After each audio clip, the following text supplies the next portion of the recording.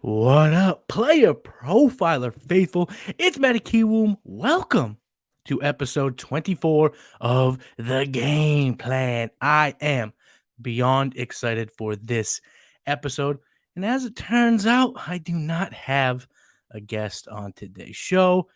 I got two, baby. Yeah, that's right. Not one, but two very important, incredibly special guests on today's show. And we're going to be playing a little 4D chess, if you know what I'm talking about. I told you all that this show is just going to be absolutely legendary. So, gang, get them pen and pad out. Let's start game planning to win in your dynasty leagues.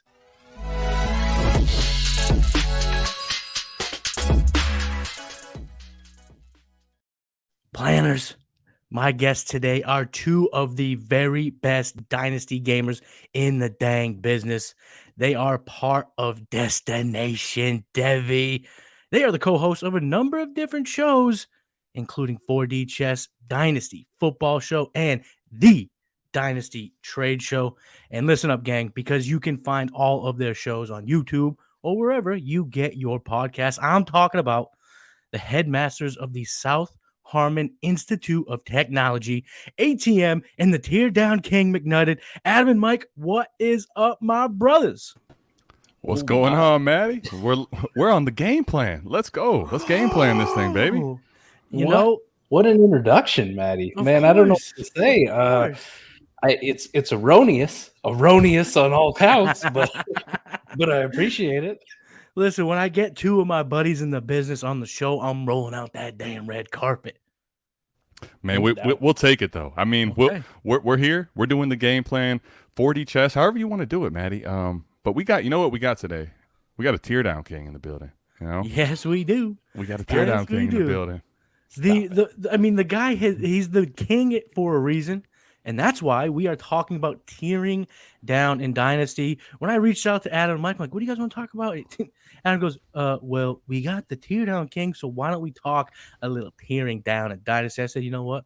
You're a goddamn genius because that's perfect. But before we dive into the show, I'm going to hit you guys with little blindside questions. Now, you were on a show of mine back last year called Kiwoom and Jones. Shout out Chris Jones. And I asked you the same question. So I don't know if you're going to remember it or not, but still gonna bust it out. So this question is for both of you, and it's a two-parter, not a one, but a two-parter. So how long have you guys been playing fantasy football? And follow-up question, how would you describe your fantasy team building / management style? That's a good one, Matty.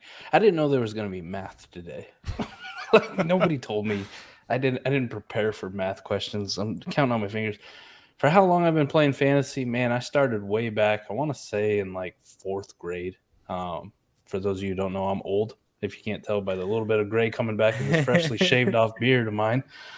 It's been a while, been a long time. I have a home league that's been going. I've been in that for at least 20 years at this point. So been a long time at fantasy. Dynasty, relatively new, considering. I mean, when you got fantasy football that I've been doing for 25 years, and then you got Dynasty for 5 or 6. It's a little bit different, but Dynasty is definitely my forte. And I will say this, man, it has been an incredible journey from where I started. I remember drafting kickers in like the 2nd round when I first started because they were the best scoring. And I remember this is how old I am, Matty. I remember our first fantasy league, we were doing box scores from a newspaper. So every Monday, the newspaper would come out and we'd tally up the scores. Right? You'd have to do it all by hand.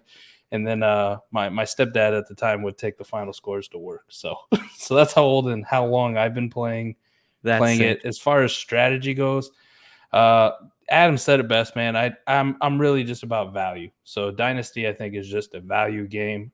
Shout out to Mike Liu. Adam just had him on one of our trade shows, which was excellent. That was a great episode on YouTube.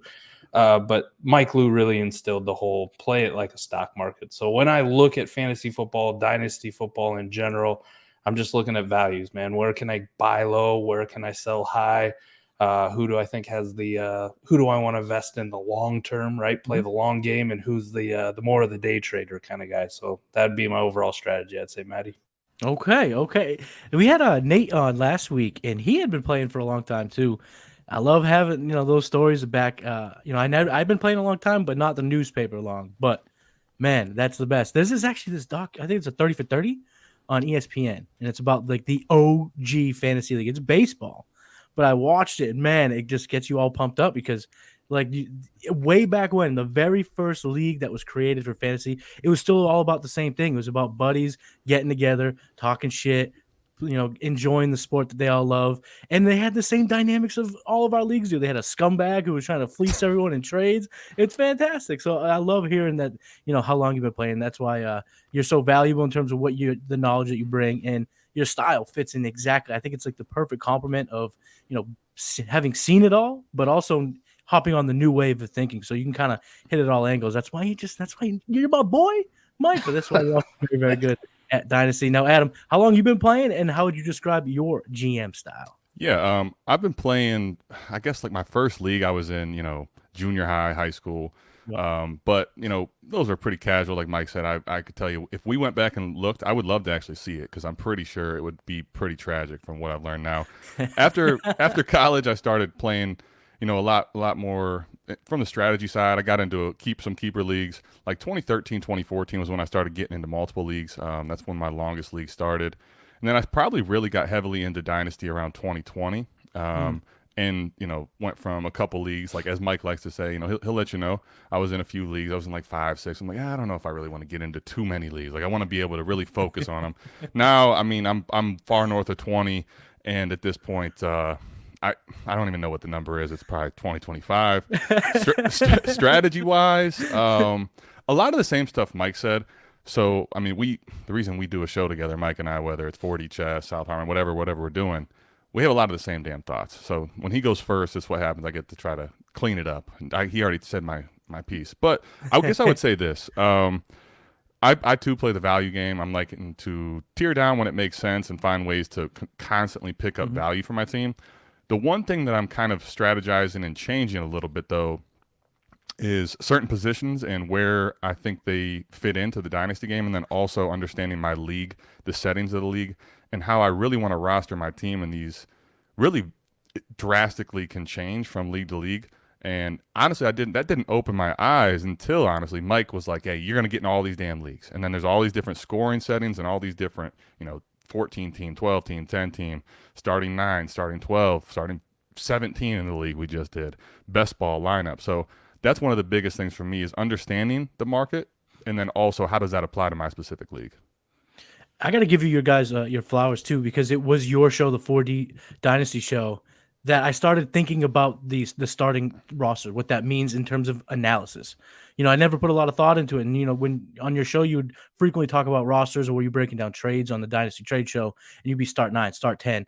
And that just like instantly started, oh yeah, that does obviously play a massive factor in what you're starting. So that kind of drastically changes the market that you're in your league, what people are after, what people, what positions they're attacking, because they need all these starters out there. So I got to give you guys your kudos there. That's where I started changing my way of thinking, like, yeah, that's true. That's such a big deal in Dynasty. So we talked about your GM styles. Now, real quick, because this is Player Profile now. You guys are over on Player Profile. Everyone at Destination Devi, I'm sure, knows the story, but it's such a good story. How did you guys come together, and when did you start the show? How'd that come about? That's a pretty good start. Man, I don't want to take your thunder, Adam. So why don't you go ahead? You be the first one this time. All right. Well, I mean, that's good. That's why they so mind meld. I like what he did there, but the reality is there's no stealing thunder. That this story is going to be the same from both sides. It is what it is. The reality was though, Mike and I, like I said, I started really getting into it in 2020. Early in 2021, I joined up. Honestly, I found Ray by watching him on this show, the Player Profile show, not the game plan, but he had the Future Cast. I started watching him, and I was like, yo, this dude. I was already subbed to Player Profile and was hip to that, and I was like, this Ray Garvin, he's really sharp. So I'm like, I like this. Actually, there was a video he's talking about Rondale Moore, and I went to his highest tier Heisman. I'm like, I want to know what this guy knows. Like, I'm trying to get better at the game. So Mike, I think he either joined slightly before or ahead of me. We were right around the same month. A couple months after you, yeah. Okay, so very, very similar. And, we're in there trying to learn, but we have our own strategy and thoughts already. And a lot of the stuff they say in Heisman is really smart. And for the most part, we would agree. But then every now and again, there's discourse. And the discourse basically came from two people. Mike and myself. We would, go in there. I don't know about that. I don't really see it that way. And we would, tell them straight up how we felt, what we thought about it.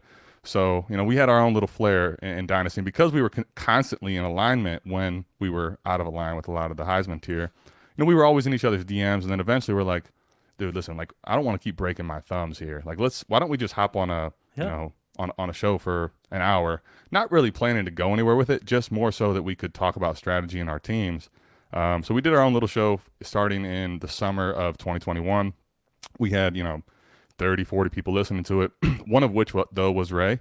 And going into the start of the 2022 calendar year, he hit Mike and I up like, listen, man, we really like your show. We'd love to have you on. And we're kind of like, wait, for real? Like, you want us to come do a, podcast on Destination Debbie? He was like, yeah, man. So we're excited, wanted to do it. So we, figured out what we were going to do, called it 40 Chess, and, kind of the rest is history. We started doing podcasts on there. First one was about all of the quarterbacks in 2022 and how great they're going to be. So we started off with a bang. We had all the Kenny Pickett was the only first round guy, Malik Willis, Sam Howell, all that. So honestly, it's been a lot of fun though. We've got a lot wrong. We've learned a lot. I think we've improved some of our process, and we've gone from podcast to video content and multiple shows a week. So love the fact that we're getting a guest spot on Player Profiler and the Game Plan, man. No, you guys are absolutely killing it. 40 Chess, such a good show. And, we had the pleasure hanging out last year at the Expo. So, hanging out in person, you guys are you're as good at analysts as you are guys, and just cool dudes. So, like, shout out to everything you guys are doing. So I'm so happy to have you on. And funny thing is, too, I actually was introduced to Ray when he was on the Future Cast as well. Since you got his ear, tell him to come on over to the Game Plan. We can talk a little shit, me and Ray. That'd be pretty cool. That will be fun. I just saw he was on the show with Matt, Minor Mansion recently. So yeah, it was fun. Yeah, you got to fight good Matt show for together. You got to fight Matt for him. Every time they're on together, it's fantastic. So. It's so good.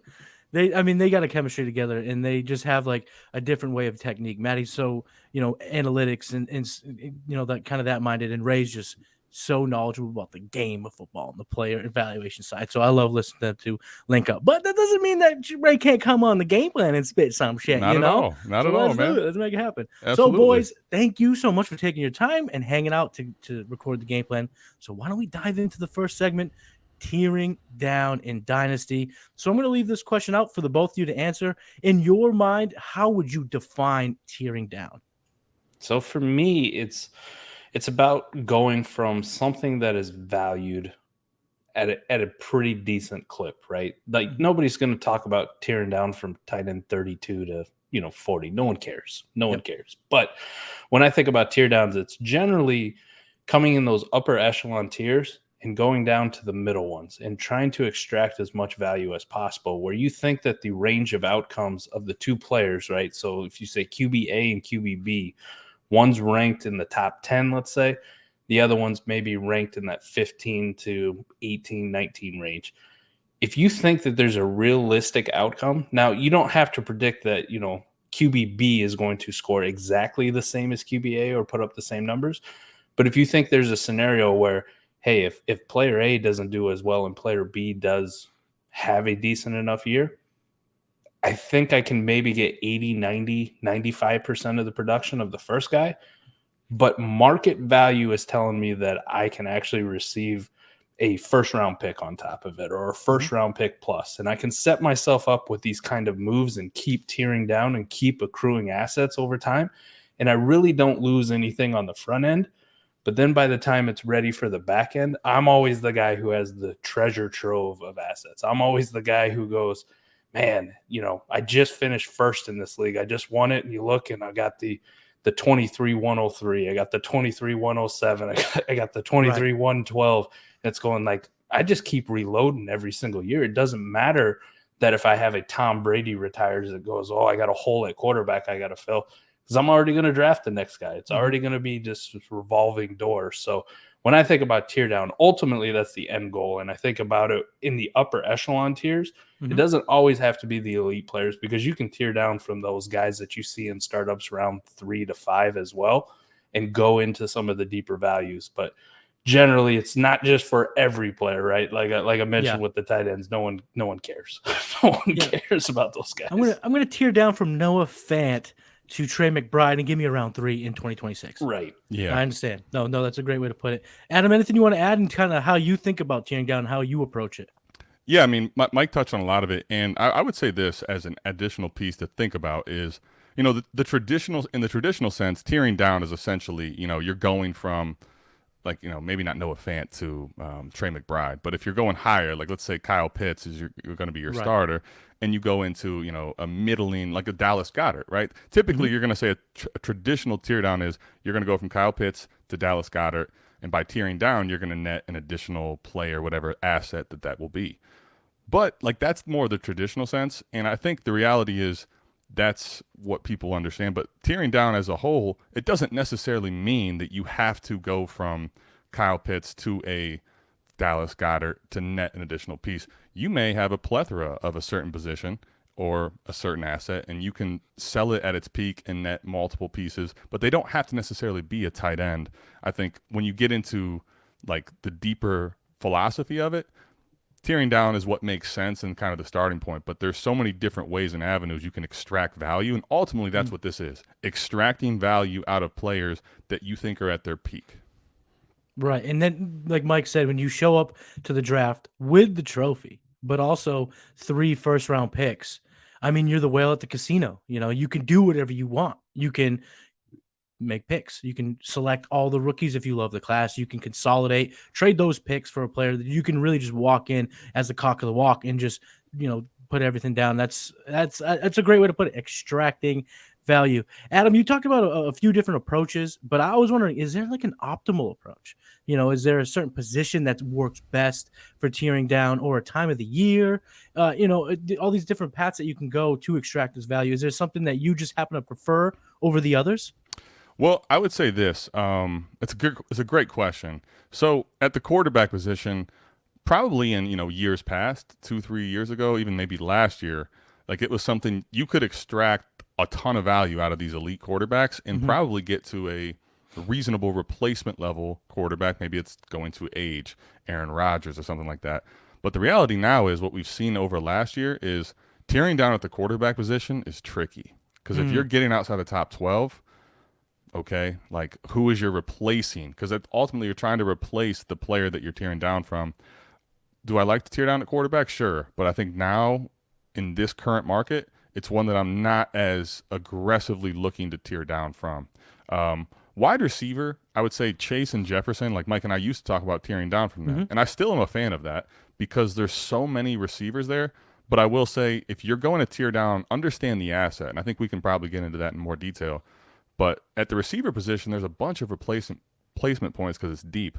But at the same time, don't just tear down if you're not getting actually the value of that player back. So I would say receiver and running back are 2 of the ones I really like to do tear downs at. But I think you got to be careful of what are you actually getting back in a tear down.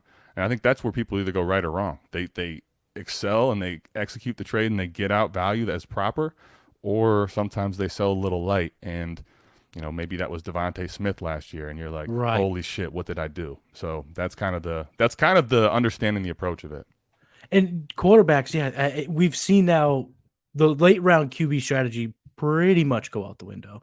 And obviously that's kind of directed in different ways. We talk about seasonal dynasty, but in a super flex league, getting that additional asset, is there an additional asset you could get that's going to cover the difference of, going from a Herbert to, you said outside the top 12.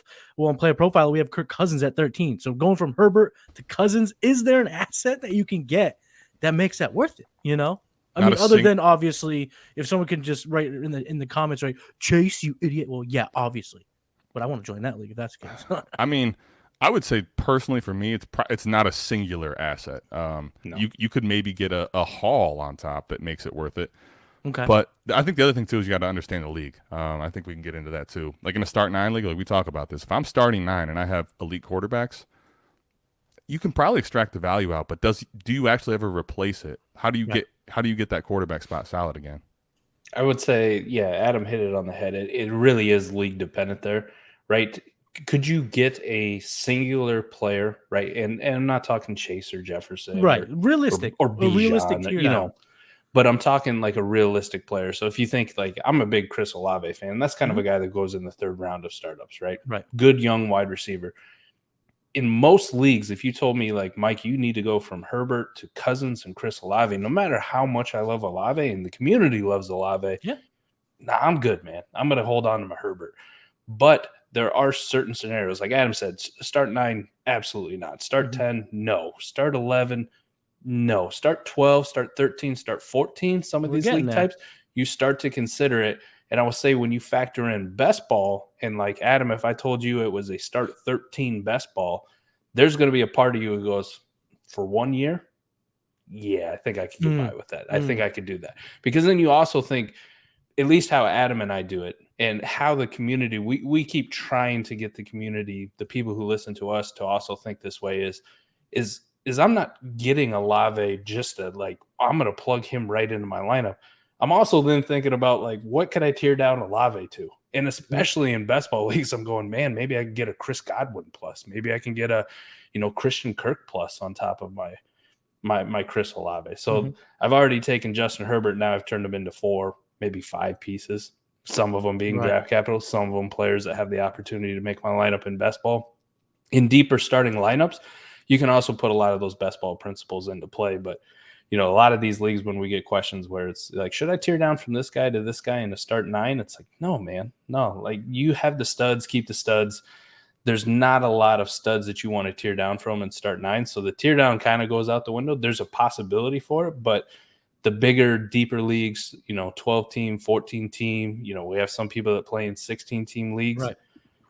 The more and more starters that are in there, the more and more depth you're going to need. The studs start to fade. The studs start to go out the window. So I will say the overall general strategy of the tear down is that. Adam's 100% correct, man. When I look at it this year, the one position like I'm terrified to tear down, and I'm the guy who loves doing it all over the place. Is going to be the quarterback position. It's much easier to do it running back, wide receiver, tight end. I know Travis Kelce is such an elite producer, but you gotta always have to ask yourself every single year. It's going to be from here until Travis Kelce actually retires. Is like, is this the year? Is this the year? Is this the year? One of those years you're going to be right. And I don't want to be the guy on the other end of the spectrum betting that I'm, there's no way he falls off this year, and then be left holding the bag. You know what I mean? There are a lot of similar principles in terms of tearing down at quarterback and tight end because it gets so damn murky. So like, high enough in the rankings where you're like, oh, shit, I'm kind of lost now. I had an asset I was starting every week. I had a difference maker at a spot that, there aren't a ton of difference makers. And now, you're tearing down. And the league size is so important because if you're going from, in a start 13, the DJ Sharks of the world, those guys are super valuable.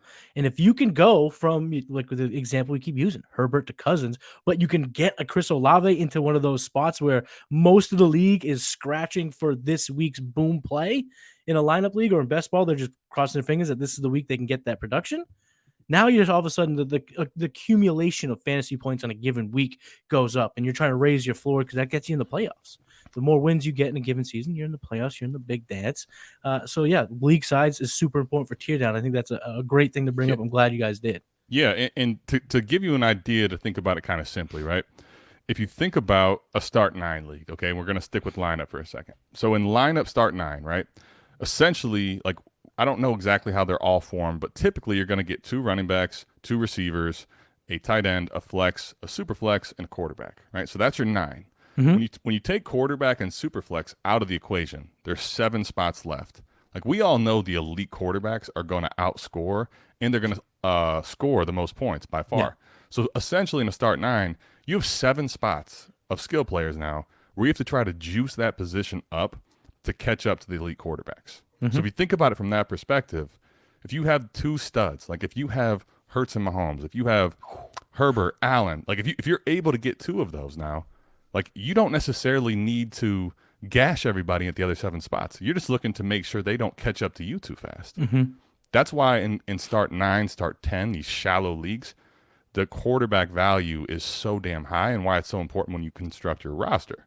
Now, to your point, when you start getting into start 12, 13, 14, all of a sudden, if you can start getting Olaves, Garrett Wilsons, if you get these type into flex spots, you can catch up. You actually have a chance to catch that quarterback value because now instead of only having 7, like in a start 13, you have 11 spots where you can catch them at the skill players. So if you can actually accumulate enough depth to where maybe your quarterbacks aren't Mahomes and, Allen or Herbert or one of these, but if you have Cousins and you have, let's say Derek Carr even, like if they actually score in that is white bread right there. That is the most boring thing you could pick. Exactly. Nobody's going to want to see that, and no one's going to say in a start 9 they're afraid of that. But if it's start 13, start 14, and those are your 2, they're not sexy, but they're just keeping you enough in that race. But if you're sitting at elite wide receivers, you got Chase and CD Lamb, and then you got Olave, Wilson. If you have a stacked team like that, you got a warp killer tight end, Travis Kelce. All of a sudden, the gap is closed very quickly at the quarterback edge that someone that has the elite studs. Yeah, no doubt about that. I have a question for both of you, and this might be a dumb question. And if it is, tell me it's a dumb question. But I've always thought of this, and I wanted to ask you while I got you here on the game plan. Hopefully, someone watching this or listening to this can relate to my idiocracy. But can you tier down if you're a contender? Is that smart process? 100%. Oh, absolutely, man. Yeah, absolutely. And honestly, I'll let Mike kind of go, but I think this is where 4D chess can really be played correctly. So we had a good episode. Now, this was a best ball league, but I've done this in deep lineup leagues. I've done this in lineup leagues all over the place. Yep. Where you can do it as a contender, right? I have a team or a squad that I assembled heading in. I mean, we're talking, I think I did these deals in June or July, where I'm looking at it and going, man, Jonathan Taylor's fantastic. And of course, any contender is going to want him on his team. Now, he didn't have a great year. Obviously, we know that. But he's fantastic, man. This is the RB1. He's young. Let me have him on my team. I ended up tearing down for like Josh Jacobs and some other pieces that were thrown into it. And lo and behold, like what happens? Josh Jacobs outproduces Jonathan Taylor. Yeah. Plus, I have all the extras of the pieces that I acquired. Like I did a 1 for 3 or a 1 for 4 deal. And I'm getting back pieces like Jacoby Myers. And it doesn't even matter if I hit on some of these. Like if I hit on 2 or 3 of them, I'm way ahead in money. I'm way ahead in how I'm set up for this year. The problem with investing so much into one player, and this is why it hurts me when we talk about quarterbacks, my reluctance to tear down is because you have so much invested into one guy. You have all the risk if they have a bad year, if they get hurt, if they have an off the field situation that jeopardizes their future or takes them away. You de-risk yourself every time you tear down. Every time you take that one asset and you break it up into multiple pieces, you have de-risked yourself. I mean, if you really, we talked about it at the open show when you asked kind of what the strategy was. I like to think of it like a stock market, like value. Yeah. And I could have one stock that's worth $500, right, Matty? And that stock could go up. It could go down. It looks good. It's the most valuable stock on the market right now. But if someone were to come along and say, hey, I'll give you 5 stocks worth $100, and they have some of the same odds to go up or to go down, I'm going to play that from a money perspective all the time. Like you're going to give me 5 chances. I'll break my 500 up into 5 $100 stocks. And if one of them gets close to $500, hell, I've broken even. If 2 of them done, I'm money ahead. We're playing with house money. So let's go. And if 3 or 4 of them done, holy shit, like look what I've done. Jackpot. So even on contenders, Matty, I always tear down. Like I would say on contenders, I especially tear down. Like it's almost influx. On rebuilders, I want to be holding the assets that are ascending in value, that people hold a high praise for, that people go ballistic for, where like a good one would be Anthony Richardson this year. We've discussed him at nauseum about what he's like as a prospect, but it doesn't really matter. It's what the community is going to value him at.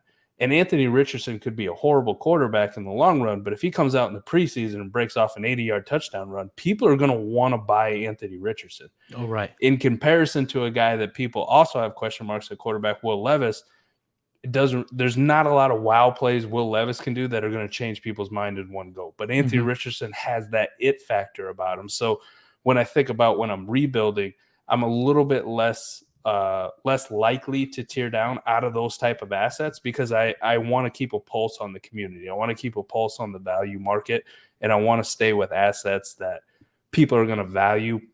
Really, I'm not going to say no matter what, but even if something like slightly bad happens to them, the kind of guys that retain value no matter what. Like if Mahomes comes out and has a bad year next year, do you think he's not going to be a top 2 or 3 quarterback in Dynasty? Not after just 1 year. So those are the kind of assets I kind of want to keep. But in contending pieces, it's completely flipped, man. I'm willing to tear down off of all those guys because I'm just looking for production. I'm looking for 1 year, try to maximize the amount of darts I have at pulling home a championship. You guys are great podcasters, but would you mind taking up another occupation, which would be therapist in fantasy? Because I've always been that meathead that's, more foot on the gas, build around him, burn it down, fuck my prospects, I want to win. And when I started, getting more hip to this way of thinking, it's super beneficial. But because I have my history, my past, it gets such messing with my head. I get a little scared, a little sad, a little weirded out. So if you guys don't mind, I give you a call and come sit down on the couch and walk myself through the anxiety that I'm having because I'm tearing down as a contender, something I'm not used to, but it is smart practice because you have that flexibility. You go from one stock at 500 to 5 stocks at 100. Perfect way to say it. Now you can sell 2, make profits on that 3. Now you're playing it. You're liquid, right? That's the term. Again, I'm not smart, so help me out, boys. No, Get liquid. You're liquid. Yeah, I'm liquid. I'm dripping right now. You're dripping, man. And you know what's crazy? I don't know if you saw. You go back and watch on our YouTube. We had Mike. We were doing a podcast with the same mic. So he pulled over the couch. It looked like a casting couch. They were calling it. We'll pull it over. We'll get you on the couch. We'll be the therapist for it. Yeah. But here, think of it like this too. And I think this honestly becomes one of the hardest things for anybody to do, even if you have the mindset of I want to tear down, right? So I'll give you some ideas on like this last season, because obviously it's still a little fresh in people's mind, what was happening and why it would be hard. So like if you had Josh Jacobs, let's say, like you're watching him help you win weeks. Yes. And you're saying to yourself, he's a warp advantage. Now, warp wins over replacement player. Mm-hmm. Basically, that's telling you that player versus the rest of the position in your league is giving you an edge to help you win versus the other players you could put in. So what's hard to do is say, Josh Jacobs is smashing, sell him right now. At the receiver position early in the year, you're probably going to say the same exact thing. Cooper Kupp was on a tear that was just outrageous. Like he was on pace to just win people leagues. Think about it this way, though. Okay, especially with these type assets. Cooper Kupp, for example. Like he's smashing so hard in points per game.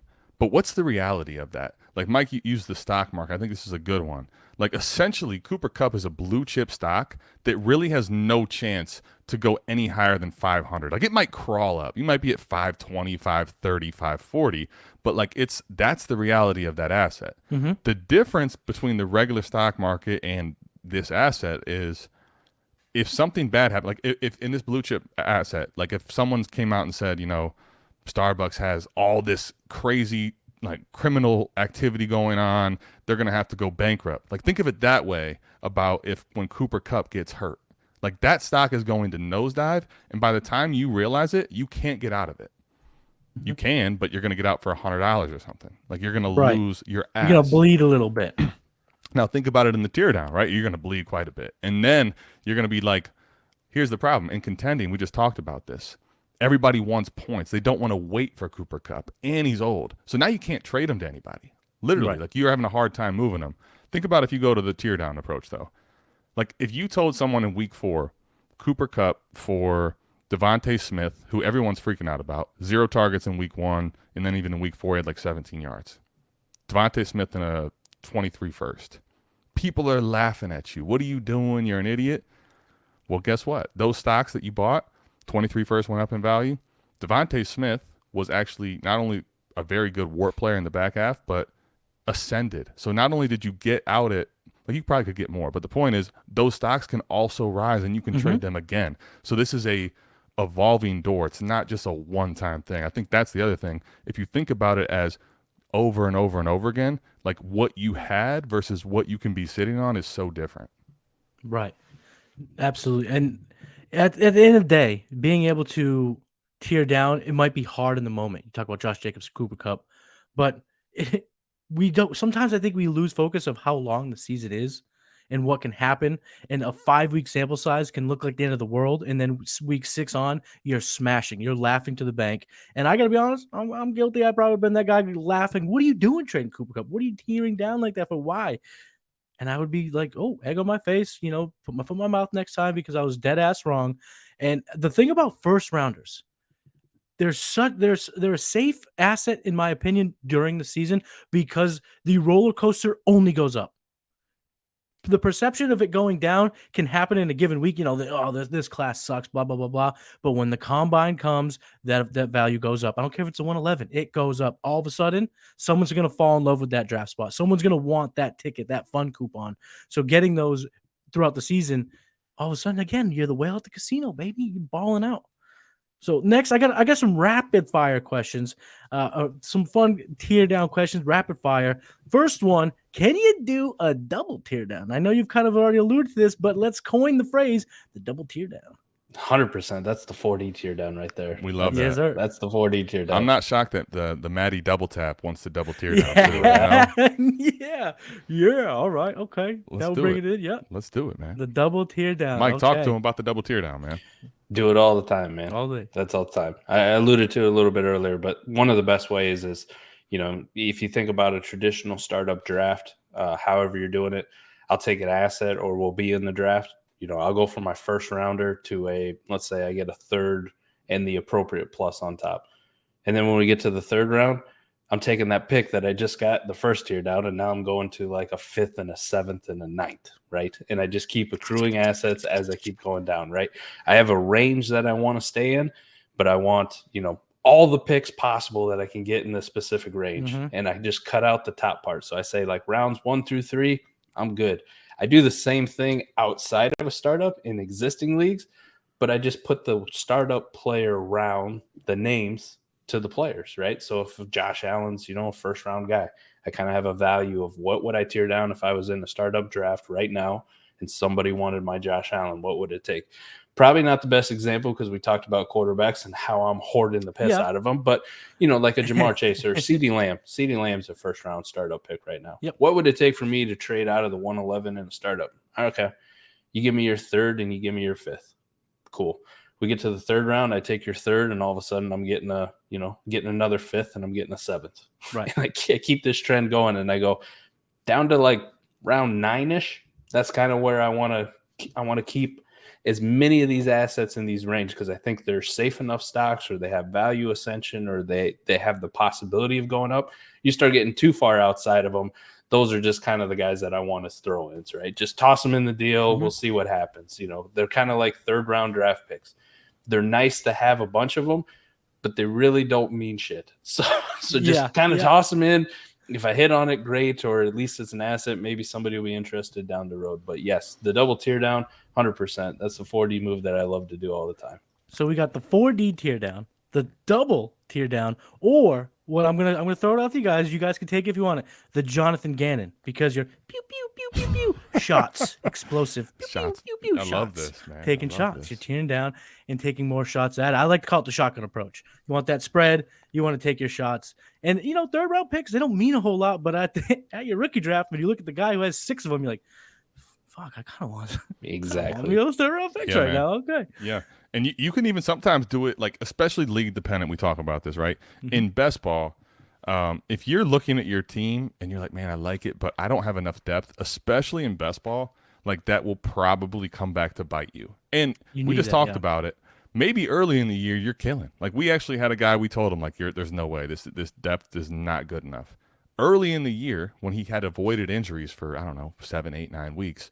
Jeez. Lucky. He's killing it. He's killing it because it's like, oh my gosh, all these warp guys. He doesn't even need the depth. But then all of a sudden, unless you are the luckiest son of a gun ever, what's going to happen? An injury. 2. Now, if you don't have enough depth, 1 or 2 injuries, and it's like this team is catastrophically, like it's battleship, man, and it's sinking. You're in trouble. So in best ball, like let's say you want to do it in one shot. Like I'm not really into getting out of like Jefferson and Chase if I have to go too far down the board.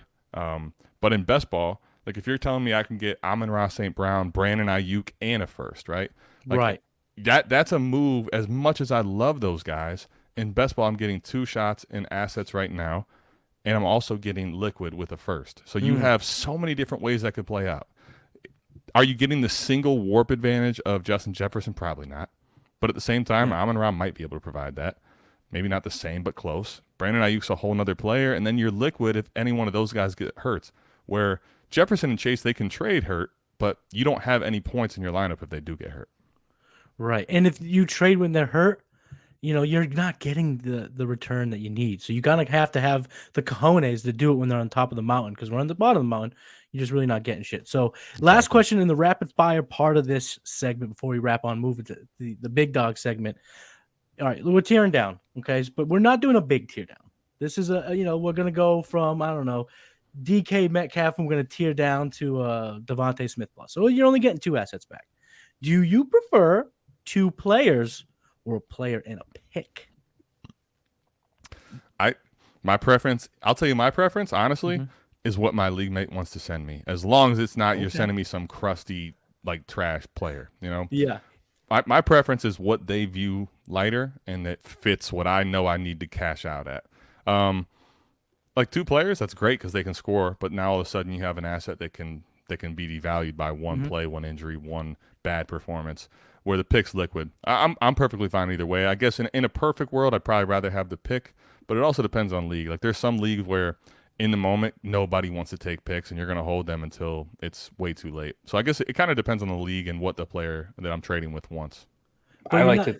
Oh, go ahead, Mike. Go ahead. I was gonna say I like to think a little bit farther ahead. So it is dependent on what it is, like what my options are, Matty. I would say in general, I'm probably going to lean the pick. Right? Because kind of like Adam alluded to and you alluded to earlier, it doesn't go down in value. It always goes up. Even if it's a late pick, it always goes up. And you roll the chance every single time, man. I don't care who you're trading with. And even if you're trading with me and Adam, sometimes we get too over ambitious and we're like, man, that's going to be a late pick in 2023. And then bad stuff happens to our teams. And all of a sudden it's like, I need to go get my pick back because it's probably going to be the 102 or the 103. Right. Like, and I didn't foresee this coming. So I will say I generally lean the pick, but my first instinct is what's worth more at the time, right? Because there are definitely players that you can add to a plus that will be worth more than a generic first, right? Just a random first at the time. And there's going to be more opportunity at times to move those players, right? If it's a young, youthful piece that's hot and, everybody seems to really enjoy this player and, they're out there acquiring them, yeah, toss him in. I'll take him because then I'm going to take him and move him in a trade, and I might get more than a draft pick back, a first back, or whatever it may be. So it is dependent, but I will say if you have 2 of equal, you tell me that the player's worth a first and the first is worth a first, I'm taking the first. Well, and I think the piggyback on that one last point, and this is a little deeper dive, but the reality too is this is where I love to know my league. So like we had one of our shows we do with just patrons, the Savage Semester, we kind of had a back and forth heated debate with Jameson Williams. And honestly, I like those because it gets people to say why. And there's a lot of passionate reasoning for this. So like Jameson Williams, whatever he did in his rookie year and wasn't much, a lot of that was baked into the injury, and people are basically willing to write it off and accept it. So there's up and down views on that. But if I know in my league, Jameson Williams is a guy people want, and they're going to pay me at least a late first, maybe more. Okay, if that's the piece instead of a pick, I know that I can move Jameson Williams for more later. Those are the type of little edges I think that can help net you more value over the long haul. But like Mike said, overall, like in a theme, I'd rather have the pick just because it doesn't go down in value, especially first round picks. If you think it's a late and it has any chance to go higher, that's massive value in. And so you can take it either way. Also, you probably want to be honest with yourself and really evaluate your squad. If you're a pretender, maybe that pick is more important. But if you are a bona fide contender and you feel it that this team can make a deep run, maybe you would side with the player over the pick. Basically, though, you want to avoid the derelict offers. If you guys ever seen Zoolander, the derelict line was when Mugatu took a whole bunch of garbage and told everyone it was fashionable. It was good.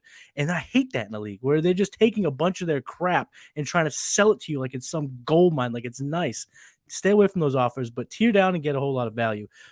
Any last minute thoughts on tearing down before we move on? I'm dying that we got a Zoolander reference. I love Zoolander. It's funny because I just watched before we came on here. I just watched a trade go down, and that fits it perfectly. It's like it's a 4-for-1 deal.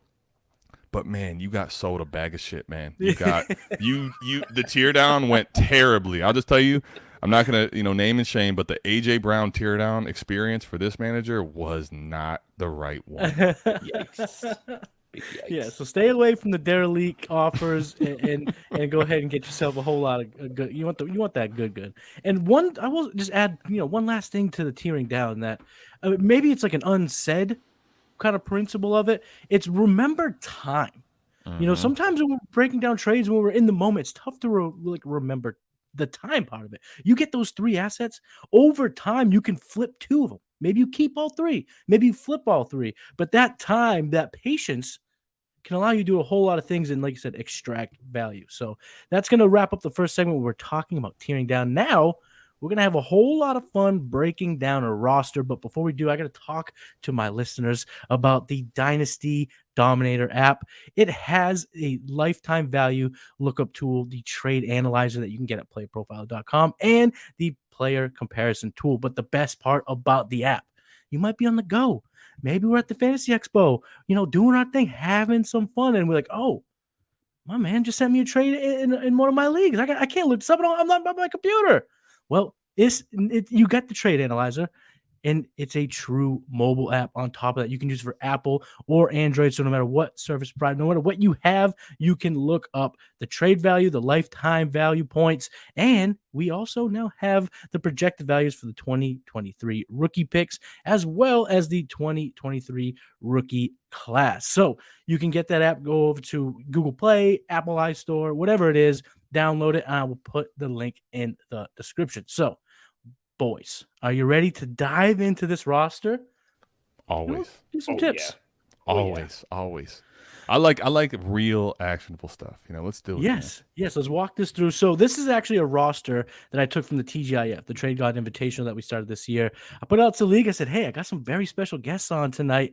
Who wants to have their roster broken down? And, we had a few people raise their hands and they didn't even know it was you guys. If they knew it was you guys, I bet every single one of those dudes would have said, let's go. I want to hear it. But we got something in store. So we are going to break down this roster right now. Let me go ahead and pull it up. Here we go. Boom. So in this team, it's pretty good.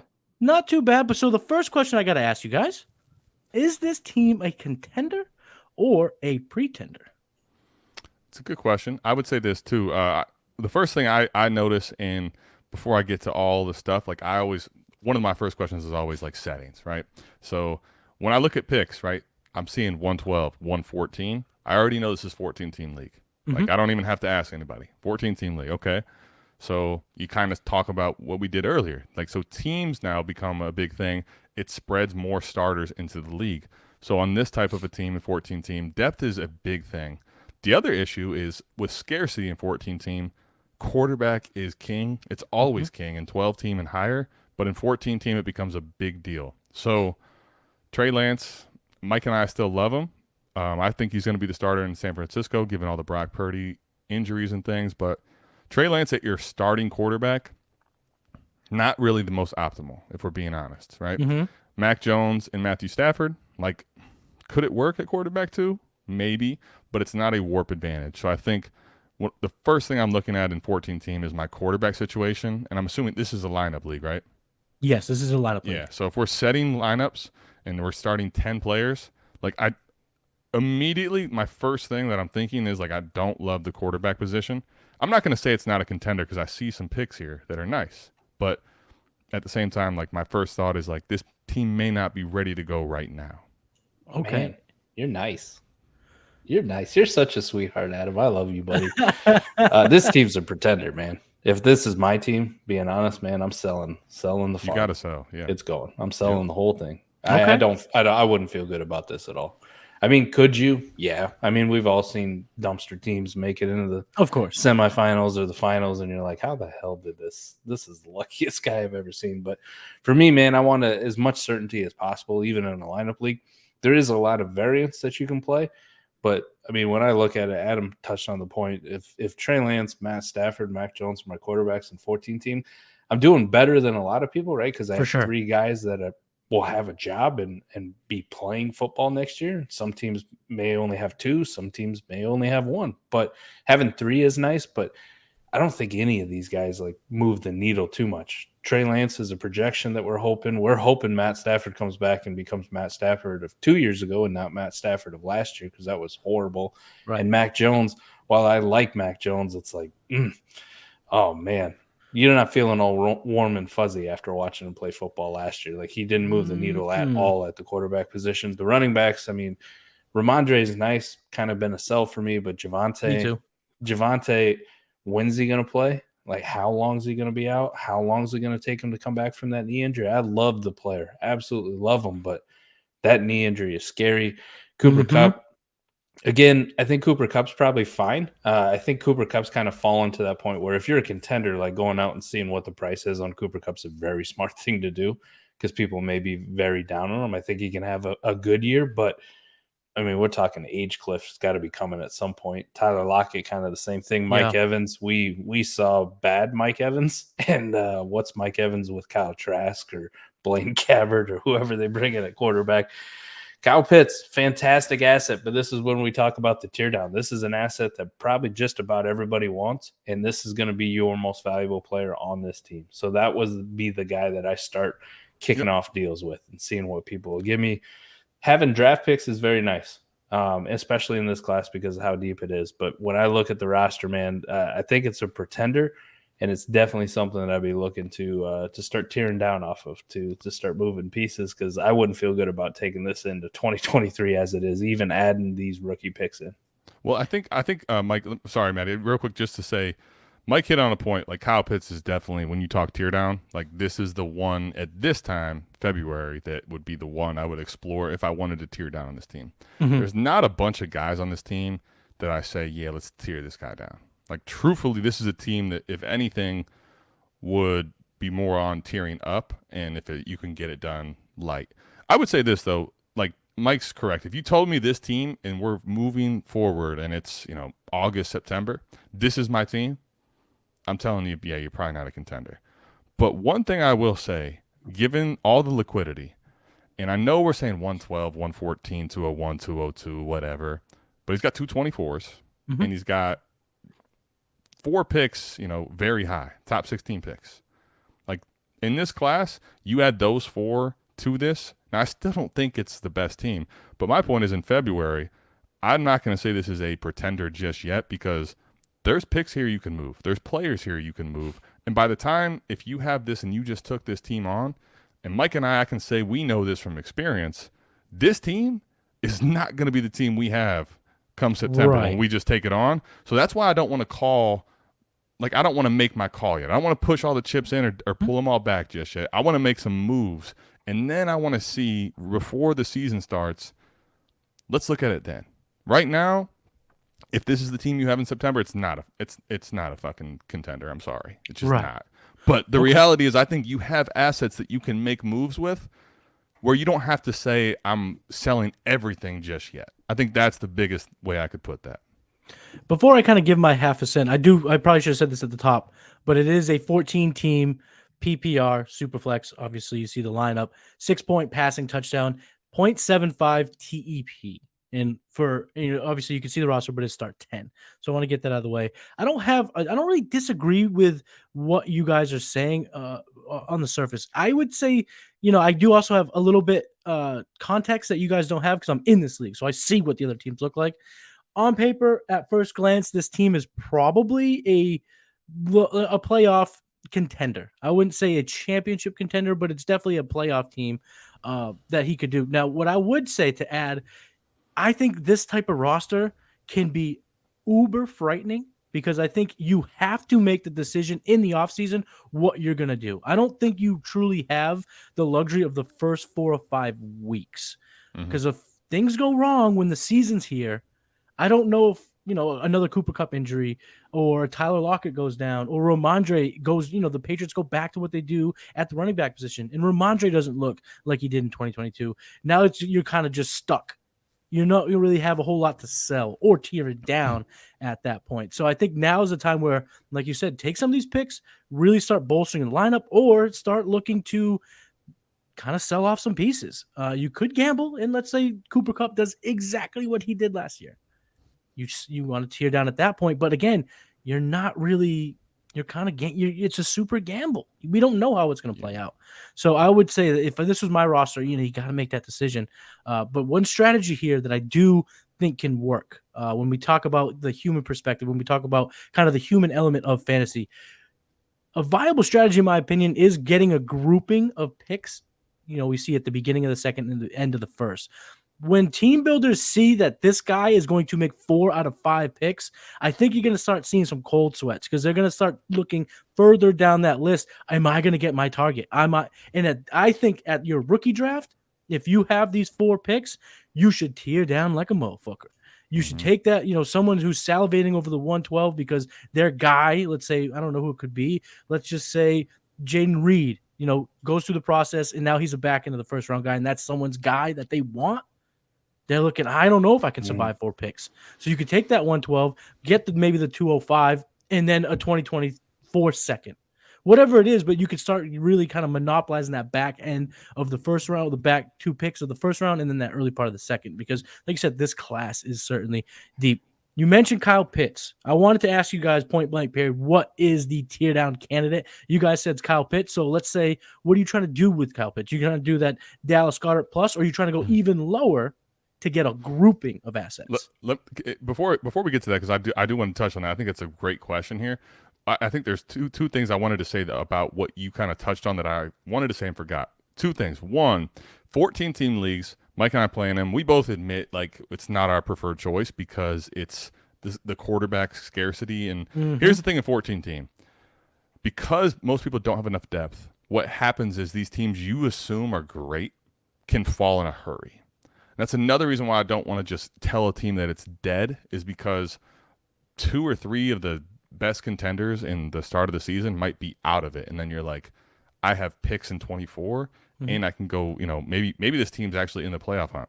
Second thing is you have names blocked off. This was one of the first things I saw too. When you see 112 not blocked off. So his pick is 112. So this is a guy that was just short of making the title game. When I look at 24 now, he's got 2 picks, which I love, but he doesn't have his own. These are somebody else's first. And one of the things I would suggest, because of Mike and I both say similar thoughts. Like we're agreeing. I think, Matty, you are too.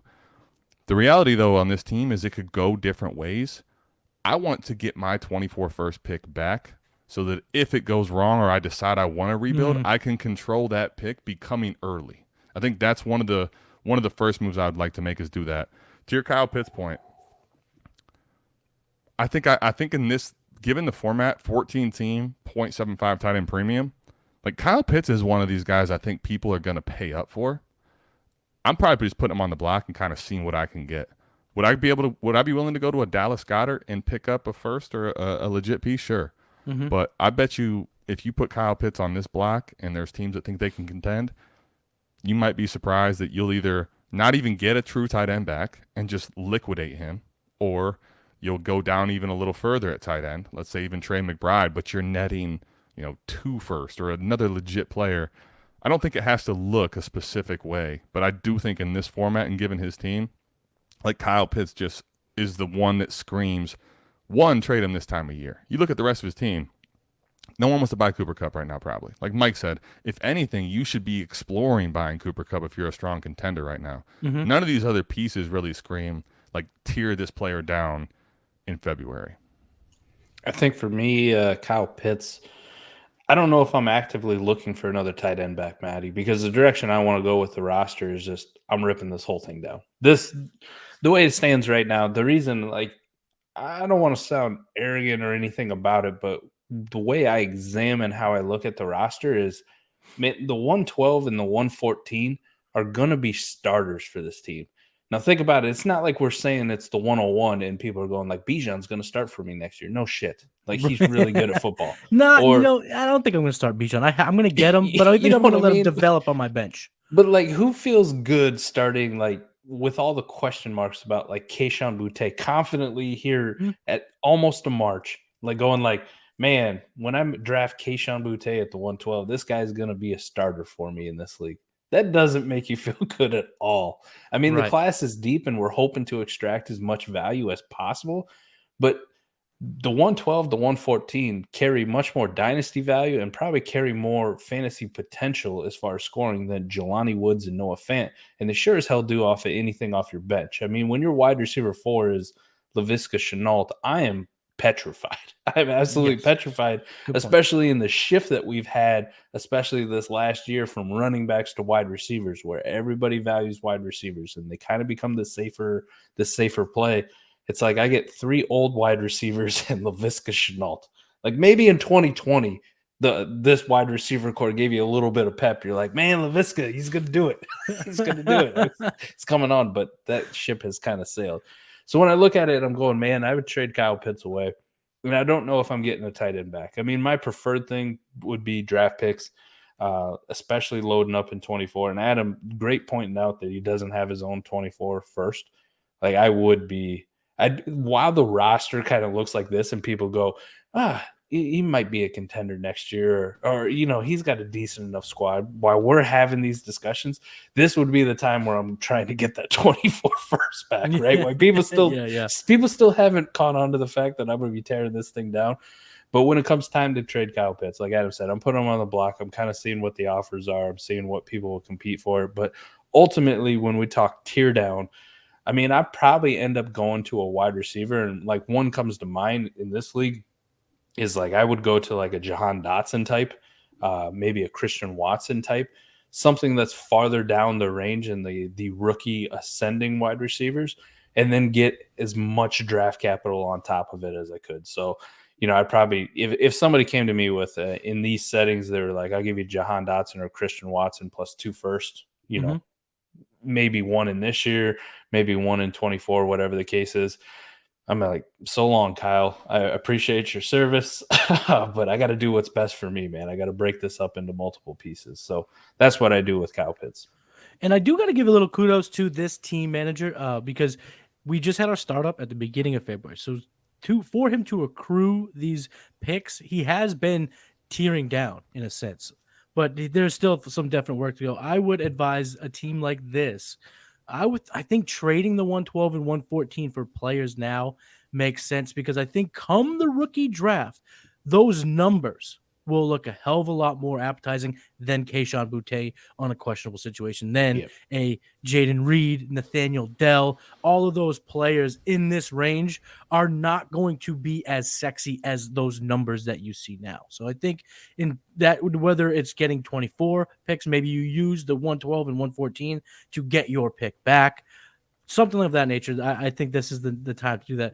Mike, you kind of alluded to players that you saw fit, guys that you liked for this build. Well, you did a great job segueing to my next question because I was going to ask you guys, what players come to mind? What do you see as good fits in this type of build? And if this was your roster, what are the names you would be on the hunt for? I like Jahan Dotson, mentioned him, Christian Watson. I'm probably going to stay in the wide receiver range. Like I really don't want to invest in running backs with this team. No, I mean we saw how much situations change at running back so quickly, and guys that were hot. I mean, shit, I'm wearing an Antonio Gibson jersey, man. I still love the player, right? But we can all agree his dynasty value went from me and Adam wrongfully telling people that, oh yeah, I still go acquire Antonio Gibson for a 23 first, to now being like, if anybody gave me a 23 first for any Antonio Gibson share, he'd be gone in a heartbeat. I don't care what it is. I want to stay away from the running back types, right? There's very few of those guys that are going to maintain value if bad things happen. And we talked about it on our when we were talking with our patrons, doing our patron show this week. Man, when I look at it, Matty, there's like 14. If you look at the top 14 running backs, like 12 out of the 14 top 14 running backs, if something bad is to happen to them right now, like it's done. Like they're taking a massive dump in value. Like either it's because they're old or they already had question marks. There's very few, man, and we're talking like Breece Hall and Kenneth Walker, and then you'll have Bijan come in. Mm-hmm. Like those are guys that could suffer an injury and then take a little bit of dip and be right back. But everybody else is on the older side. We already had question marks. Like it's done for them. So I'm going to stick to wide receivers, man. And it is a 14-team superflex. I'm not going to be opposed to tiering up if it's for the quarterback and it's for one that we know is very stable. So if it's one of those guys in the top 8, I'm all for it. So if this involved like Kyle Pitts, maybe moving some draft capital, and I kind of consolidate a little bit, I think with the state of the quarterback position, this is the only exception I ever make when I talk about tier down or accruing value. It's to get in that top 8 quarterbacks, because those are assets that are going to stay there for a while. So if it's a get in the top 8, a Trevor Lawrence, Justin Fields, Lamar, you can kind of throw Deshaun Watson into that group. And then we know the elite guys, Mahomes, Burrow, Hurts, Josh Allen, right? Justin Herbert, those kind of guys. Yes, 100%. I think I would try to invest in quarterbacks. But this would be quarterbacks or wide receivers for me, Matty. I don't really want to add running backs. And damn tight ends is such a crapshoot. And when you talk about Kyle Pitts being his only asset on the team that's valuable right now, that's pretty much the only tight end in Dynasty that has youth and current value. So I really don't want to go to any one of those other guys. I'm good. Just real quick, I just want to piggyback on your running back thought. You look at the top 15 running backs on playerprofile.com in our Dynasty ranks. There, I see 2 names that would still maintain value if they got hurt, and that's Kenneth Walker and Bijan Robinson. Breece Hall's already out that window. If he gets hurt 2 years in a row, his value will crater. Saquon Barkley, Travis Etienne, DeAndre Swift, McCaffrey, Eckler, Jacobs, Harris, Pollard, Rashad White, Chubb. Those guys have an injury now or in the OTAs or in the preseason. Later value, gonzo. So buying players now, I think the safest bet is to look quarterback, receiver, or tight end maybe, but that's a crapshoot in and of itself. But Adam, put these shoes on. Go a mile in your shoes. What are you doing with this team? I've got a lot of time to think recently, and there's some things kind of stewing. And I think, well, let me say this: you're in the league, Matty. One, do we know what the lock on all these players means, and what the key on the 2 running backs means at all? So it's been a very fun, active league, and I've seen this now within multiple teams. I think the locks indicate, I don't know, because people put locks on their name and then they're traded. And then I also see lock it on Tyler Lockett. Like I'm just looking at things like what is happening here. I'm in the league, and this is one of those. I'm not sure. All right, cool. Because, like I said, dudes with the locks are then traded, and then guys with the keys, that mean they could be. I don't know. Yeah, okay. So that's a good question. Okay, and then secondly, like I want to say a piece in 14 team. Now I agree with Mike. If you find in 14 team that you can underpay, let's say, for a quarterback with what I have going on here, I mean, my goodness, like just stop. Whatever your plans and thoughts were, just remove them and get one of the stud young quarterbacks if you can do it. Sure. Here's the thing, though. I think the reality in 14 team, and I don't know if you can speak to this, Matty, and how this league dynamics are, like that doesn't exist. And if anything, you have to pay so far through the nose that I'm just like, okay, you get, let's say, whoever that is. This team we already don't like, now what? Like, as much as I want that player, I think that's the only problem is, like, how do quarterbacks trade in this? Can you kind of speak to that point? Okay, so people have put quarterbacks on the board, but the names that have actually moved, we're talking like Bailey Zappi. Matthew Stafford was traded. Someone put Mahomes on the block, and I emptied the chamber, and he basically told me to go fuck myself. So sure, and why wouldn't they, right? Of course. In 14 team, I just don't think now. To Mike's point, I fully agree. If you find a scenario where it's like, holy shit, I'm buying a top 12, top 8 quarterback, and I'm not paying all my assets, I mean, that's first and foremost where you should start, period, in 14-team league. My thought with this team is this, right?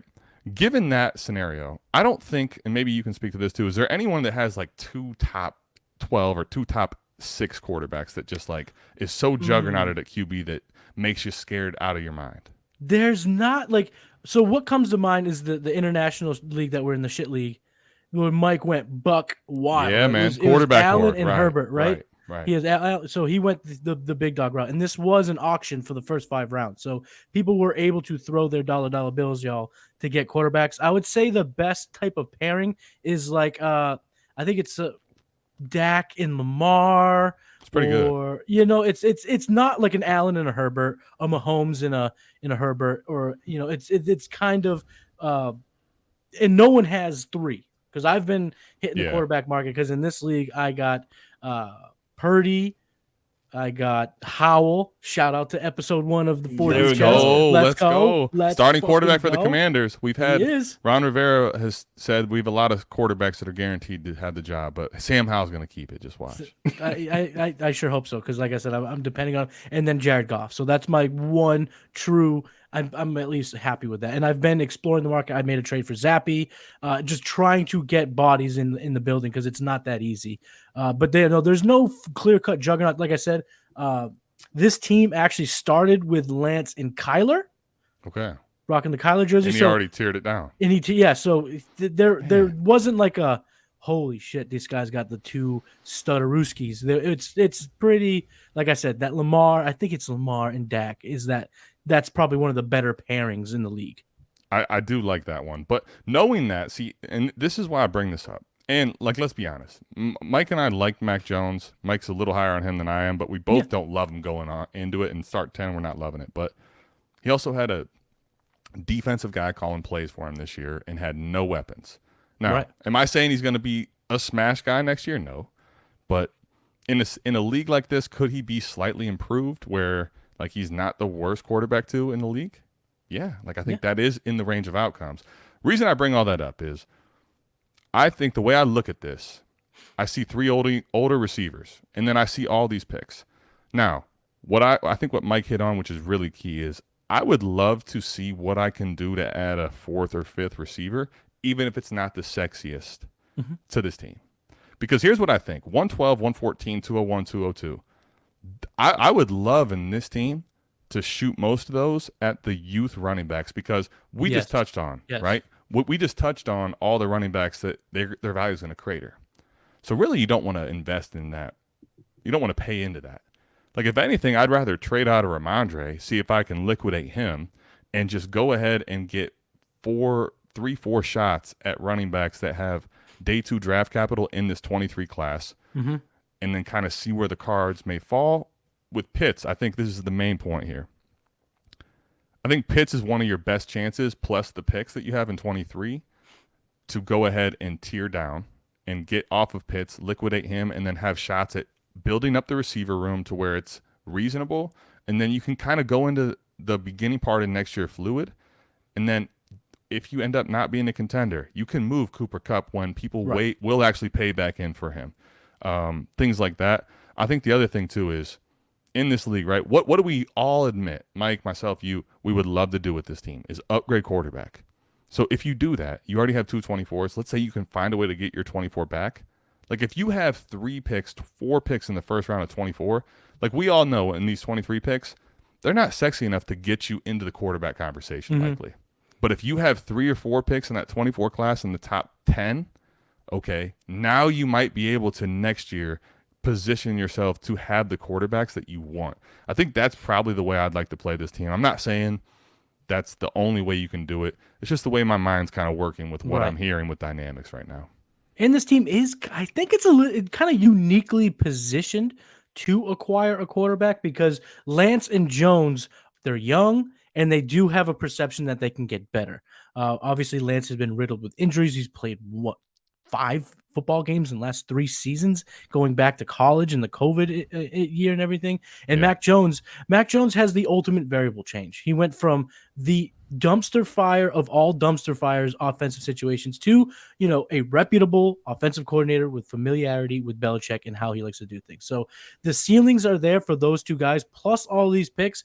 I think it puts him in that kind of rare category where all of a sudden now there's a team that has an elite quarterback and they're putting him on the block. Cooper Kupp, one of these quarterbacks, a shitload of picks.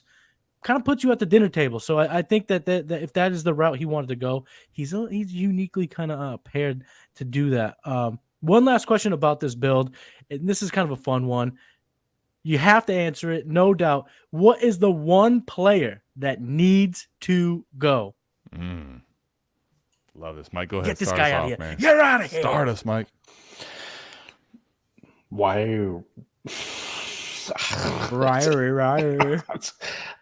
Why are we rostering Kyle Phillips? Well, I will. I think he is I think this is his guy. I think Kyle Phillips is his guy. I think it's like his truther. All right. It's the reason why I still roster James Robinson in all of my dynasties. I love James Robinson. I will say, to defend the guy, first of all, it's hard to defend Kyle Phillips. And if it's your guy, I mean, hey, more power to you. 40% of people have him on a roster. In 14-team leagues, I have seen worse roster than Kyle Phillips. Let me just say that. That's fair. I think I have. There is honestly nothing on the waiver, though. Right. I agree with you. Come on, man. Like, I mean, you got shallow benches here. They're not very deep benches. True. So it's like, why Kyle Phillips? Why a wide receiver like this? I mean, there's not. I think it's his guy. I think it's his guy. All right, that's fair. That'd be for me. That'd be the guy to go. But I mean, in reality, if I'm approaching this team, like, the guy who has to go is Kyle Pitts at some point, because that's my only big chip that I have. I mean, that's the hammer, and I'm not desperate, right? I'm not going to take a loss to trade him away, but I am trying every single week, right, to pump the Kyle Pitts hype train, to be in people's DMs being like, you interested in Kyle Pitts this week? Or did you see this news about who's going to be the quarterback of the Atlanta Falcons? Kyle Pitts, right? Come on. Oh, like, that's the guy I'm trying to get off, because that's my biggest piece. That's the asset that I have that I can recoup the most value for. I would say it kind of depends on his direction. The one thing that I'm intrigued by, I'm wearing the Kyler jersey, which brought you, Matty, to bring up that he traded him away. Mm-hmm. And what I'm seeing in picks, like, that is starting to feel, to me anyway, like he's playing the long game. And if that's the approach you're going to do, which Mike started it off saying, like, that's what I would want to do here, I want to still trade Pitts. But I'm not going to say you have to do it. Like, I think there's a scenario where if he is this good at getting picks this early and he just took this team over, maybe he's planning to build around Pitts and he doesn't think that he's worth trading. I'm with Mike. I'd prefer to trade him, but I won't say that he has to go. So I would say this. If you want to contend and liquidate Pitts and try to have a chance to do that, I think Pitts has to go. But if you want to play the long game, I'll tell you two pieces that have to go for me. It's not Pitts, and it's going to be Javonte, and it's going to be Ramondre. Like, if you want to make this team play the long game, those running backs got to go. Because Ramondre is at peak. I don't care what you say, he's at peak. Javonte is no longer at peak, but there's already talks about him not playing in the first few weeks. Mm-hmm. We saw how some of these running backs, DeAndre Swift, Cam Akers, that we thought were so great in the 2020 class, do nothing but bleed value. And if you decided already that the long game is yours, those are the ones that I think need to go. Otherwise, if you want to play, like, I want to get picks and figure out a way to make this work now, I want to sell Pitts. So you know how I know that we are the three best friends that anyone has ever had? The three guys that I was saying needs to go is Pitts, Ramondre, and Javonte. Pitts, it's because we talk about tearing down, but in a weird way, Dallas Goedert just has outproduced Kyle Pitts. So on a fantasy gridiron, are you tearing down? I don't know. He's kind of the anti-Travis Kelce, where everyone's narrative is, when is he going to fall off? When is he going to fall off? Well, Kyle Pitts is the opposite. When is he going to take off? When is he going to take off? So I think this is the guy you have to trade, because I think you could bring in game-changing assets in terms of the direction of your team. And the running backs, I think they need to be traded now, because Ramondre's at peak, and his sneaky, the guy that he's rostering that I think has sneaky ascension ability, if that's a phrase that's even English, I don't know, but it sounded pretty damn good, is Pierre Strong. And that's the guy that I think is going to push Ramondre to have less touches. We've brought it up on a number of shows now. At the East-West Shrine Bowl game, Bill Belichick was there, and he specifically asked to coach the scat backs, the pass-catching running backs. And I think a lot of that is because even though Ramondre was fourth in running back in targets, he caught a shitload of passes, he wasn't dynamic in how he did it. It was screen city. And Javonte, I think you need to get out from under him, because I think there's a possibility that he will never be what we thought he could be, given this report on the knee, regime change.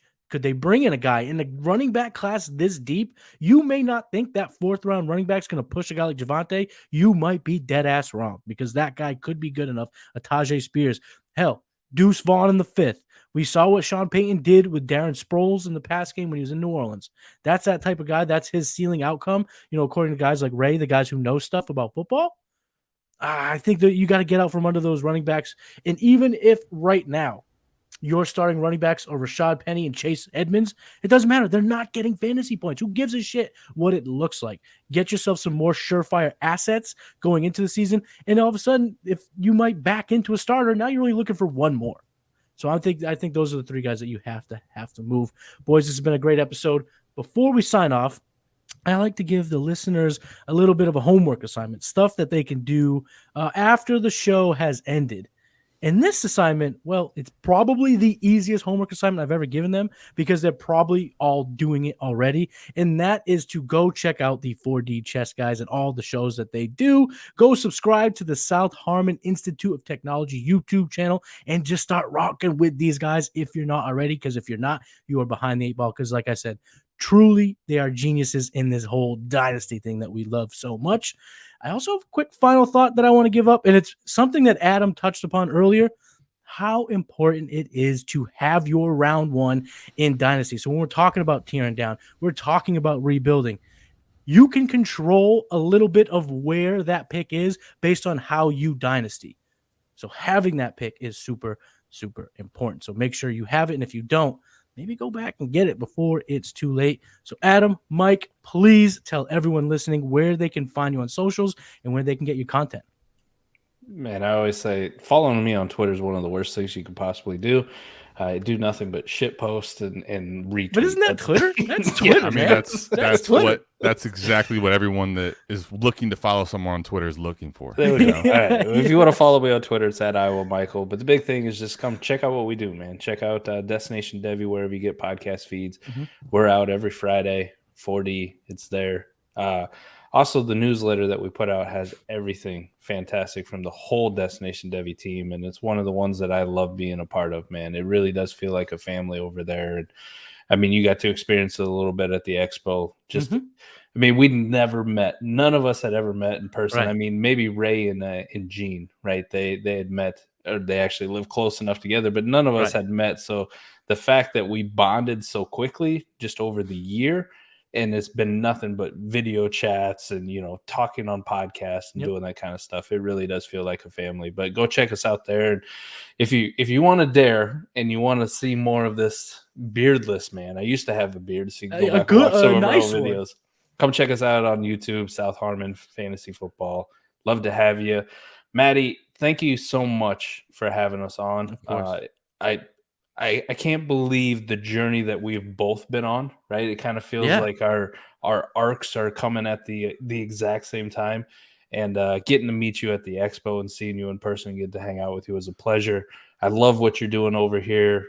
Player Profiler is very lucky to have you. You're fantastic. Thank you. So thanks for having us on, brother. Adam, plug away, baby. At ATM4D Chess on Twitter. It won't be quite as exciting as Mike because I'm kind of bland and I don't really do as much tweeting as I probably should. It's a lot of quote retweets. So working on getting the Twitter following bigger. But really, South Harmon Fantasy Football on YouTube is, if you want to find Mike and myself. The reality, too, is like we're so much with Destination Devy. So if you follow Destination Devy Radio, you're going to be able to get our 40 Chess, football podcast, and then also the Destination Devy newsletter. Be ready, come draft season. We'll probably have another draft showdown on the Destination Devy feed, which was a blast. But Matty, man, thanks for having us on. This was fun. I enjoy doing stuff like that with, breaking down things in an actual league and settings and a specific roster. I'm not going to sit here and tell you I get it all right, but I think it gives us more context and lets me, you, and Mike really get into the nitty-gritty and where we think you can kind of pick up edges. Because a lot of people, I think, that do this, they want to talk generically, which is good. Like, you get an idea and you form ideas of values. But what about my team? Everybody in the reality wants to know about their team. Like, generic is cool, But what about my team? I want to get my team better. So I love doing stuff like that. I think it's the most actionable for people listening. So thanks for bringing us on. Always fun chopping it up with Matty, man. You're doing a great job on Game Plan. Check out every episode on Player Profiler. Can't believe, based on last year at the Expo, this is where we're at. But, hey, man, you're killing it. Make sure you keep checking into him. And if you do want to check into Mike's Twitter, it does get a little, rambunctious over there. So do that too. It is a lot of fun. We're a couple of 1, 2, 3 Jersey boys on tonight's show. Thank you guys so much for rocking with me. I kind of look at the three of us, and Ike and Gene definitely is part of this too, and other guys that play a profile, my co-host on Trade Gods, Jason, amongst others. It's like our draft class. Like, this is the draft class, and we got a fucking strong ass class. Yeah. If you want to ask my opinion. So it's not 22. Let's say that. It ain't 20. It's more like the 2017 draft class, if you know what I'm saying. But guys, thank you so much for hanging out. You guys are not only great at what you do in terms of your analysis, but you're good dudes, and I can say that with absolute certainty because I can consider you guys my friends. So I'm lucky to have you. I was definitely lucky to have you on the show. That's going to wrap up episode 24 of the Game Plan. Make sure you like this video and subscribe to the Player Profiler YouTube channel. Check out my Twitter at Matty Kiwoom and follow both the Player Profiler TikToks at Player Profiler and Profiler_NFL. If you love fantasy football, which you obviously do because you're listening to the Game Plan, be sure to join the Player Profiler Discord channel because that's where me and other members of the underworld talk that shit and talk fantasy 24/7. Keep game planning, my friends, and I will see you next week. Peace.